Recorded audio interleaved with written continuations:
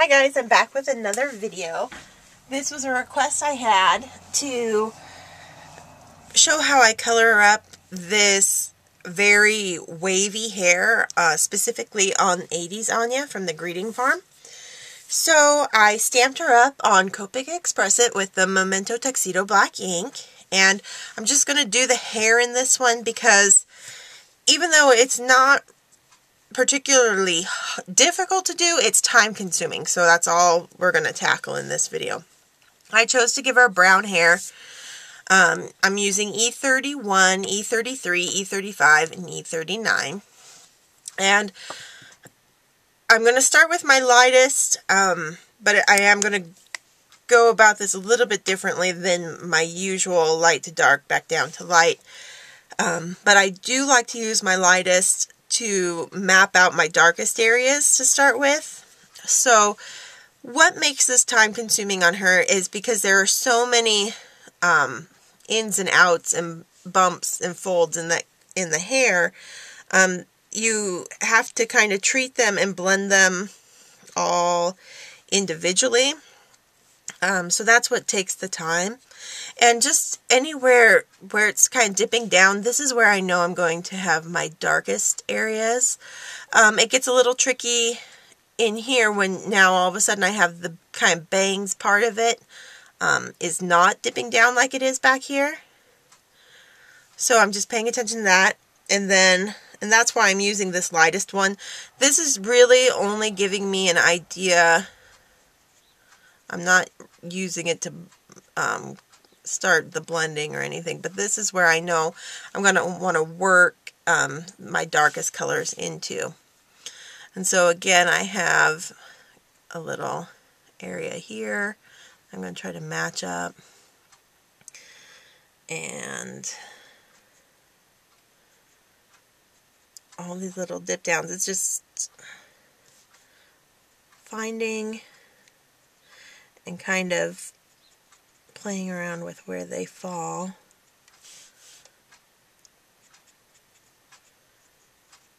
Okay. Of course over here. And I already did up her skin, and I colored her with a light source that's slightly coming, it's kind of centered, but it's a little bit from the right as well. Just so I have a little bit more light shining on this side that has more hair than that. Okay, so we got a little bump out there, then that's coming in here, and then the same here. So it's just finding all those little kind of U-shaped marks in her hair and kind of following them down. And of course we're going to have that part is going to be darker as well in there. And then just the same little U-shapes over on this side underneath that bow.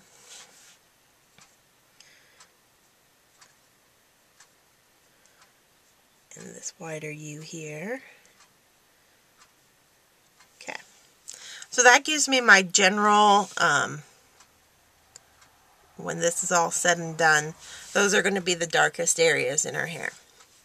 Now, usually I'd go, up medium to my darkest and work back down. But on this one, to save time, now that I have it mapped out, I'm actually going to go just to my darkest, my E39 in this case. And I am going to kind of pencil it in, not much, because it's like, even when I do it my normal way, I'm using very little of the darkest color. And I'm going to kind of work in little sections, so these two are pretty close together. And now I'm just going to work down, so if my E39 to my E35, E33, and finish with the E31. So I'm on my E35 now, kind of taking my mediums, and I'm blending up on both sides of this U kind of shape and blending up on her part back here to the E33. And this is, I'm not going to take the E33 into that darkest area. It's going to just be in that E35 area. Same over on this side. You want to, that's what's going to give this the illusion of the crimping, waving hair, is making sure you do both sides of these kind of dips and curves. As it, you know, comes down, it's going to come back up around on another side. And then with that E31, to kind of finish it off. And I'm going to leave a little bit of white. I'm going to try to give her kind of a glossier look. Okay. And now it's just moving down, doing the same process. I'm going to, you know, hit the darkest part here. And we'll do this one as well. Just a little bit, doesn't take much. Then the E35, blending right over it, up that side of the little curl, and that side. Okay.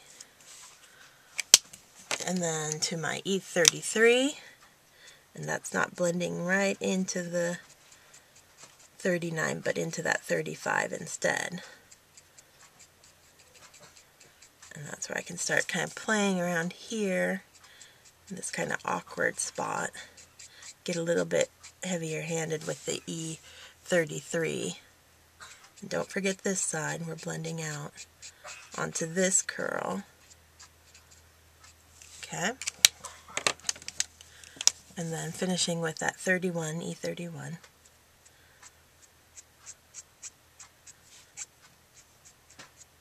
Blending on both sides.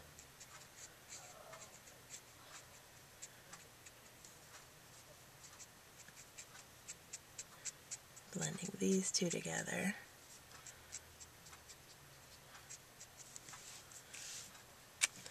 And just keep moving down. We'll do these two next.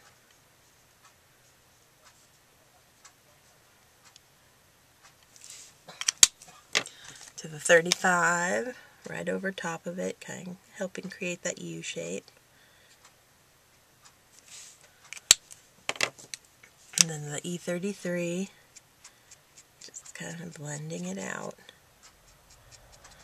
Like I said, it's not really a difficult process, just time consuming. It's the same thing over and over again on every single little curve and curl of her hair. Okay.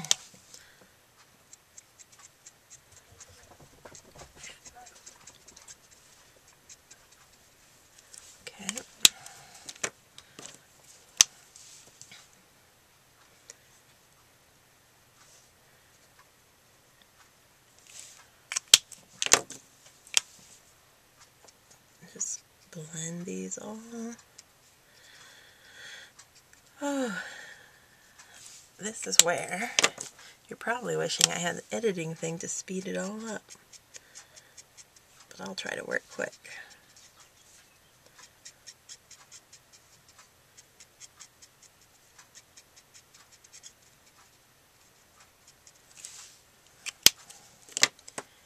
And the 31.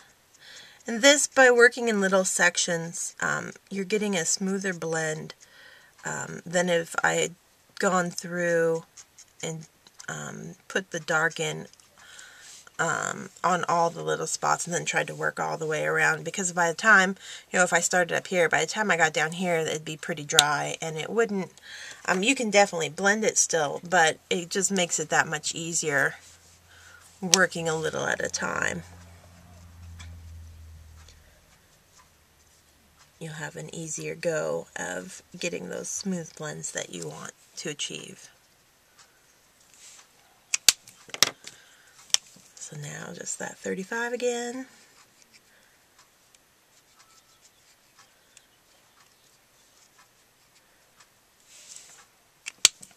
To the 33.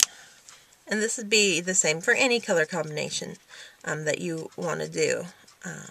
This definitely works for any of them, not just these E's that I chose for my example. But you already knew that.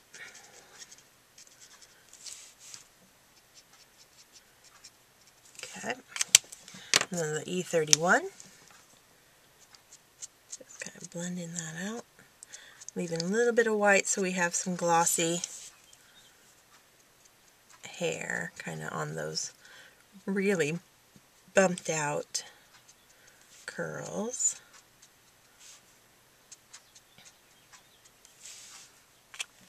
And then we'll do the other side of her hair. And this is pretty small, so I probably can get away with doing all 4 of these little sections real quick.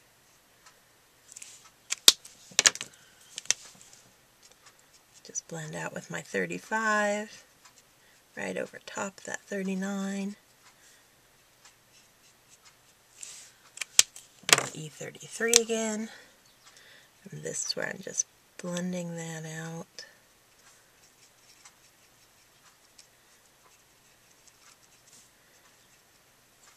Hey, yeah, I gotta refill my 33. No wonder he's taking a little longer.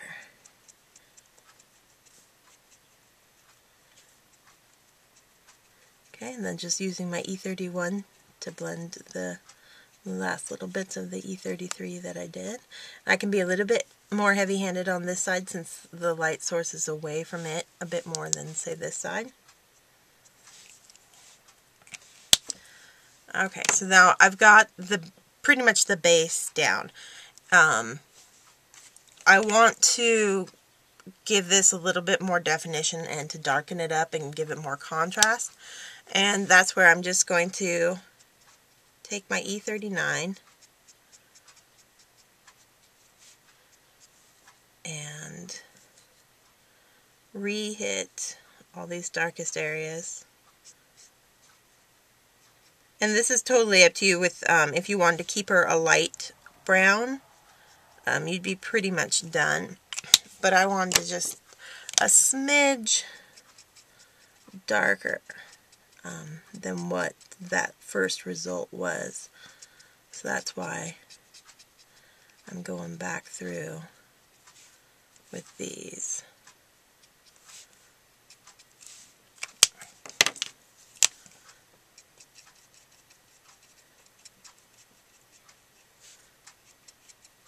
Still trying to keep a little bit of that white for her glossy hair. Okay, see, I like this a lot better than this side over here. And that's just going through one last time, adding in a little bit more dark. And that's where I've said this before in other videos, just because you've gone the up and down once, you don't have to stop there. It doesn't mean you're necessarily done. If you're not happy, if it's not the color you were going for, there's no rule saying that you can't add a little bit, another kind of round of color, just so long as you don't oversaturate the back. And you can see I've got plenty. I could keep going because it's not really coming through in too many places yet. So until you get to that point, you can keep playing around and fussing with the colors until you get it just where you want.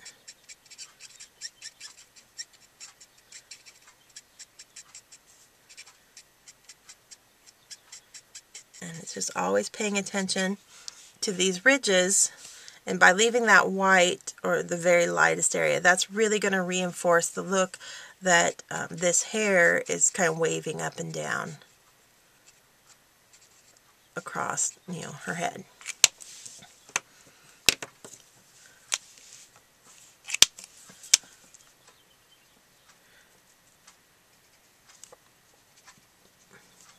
Okay. Just quickly, I'm just blending them out, reinforcing what I've already, established in the lay of the hair.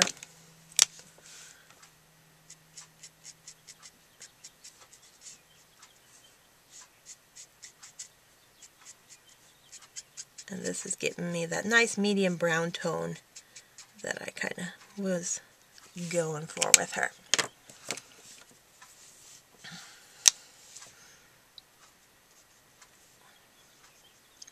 Get down here underneath her, the back of her head where it's kind of casting a shadow down there. And finish off with these ones down here.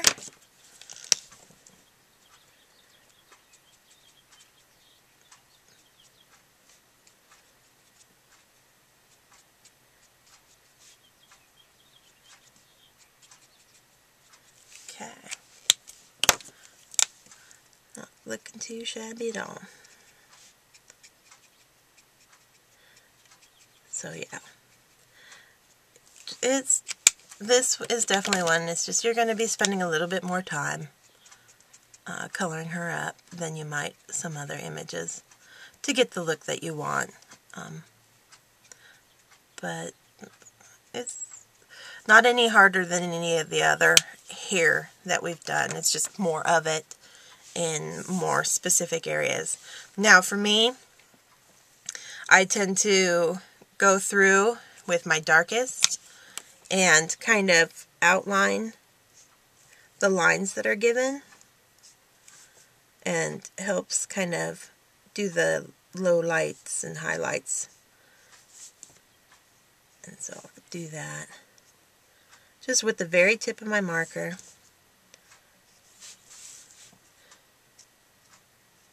And this is totally personal preference. If you didn't want to, you don't have to. I just like the look that it gives as the darker color kind of stretches across those lighter areas that we've left.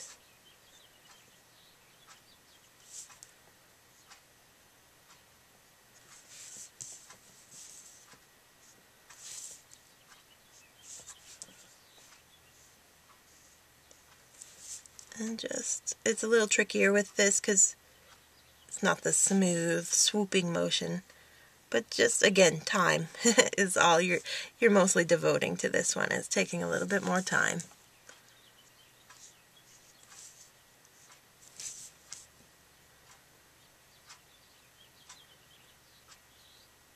And she's got so many lines running through her hair that I don't feel I need to add any extras in like I sometimes do. I'm just going to use these little guides that are already here.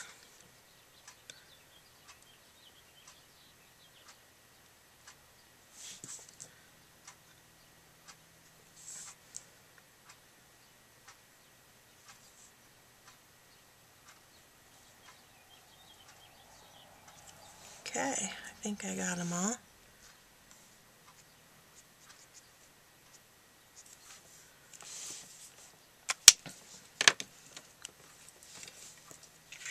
See if I'm happy with that. I think I'll probably go in with my 35. I just really want to get a few of these swoops a little bit more defined, mostly up here on the top of her head.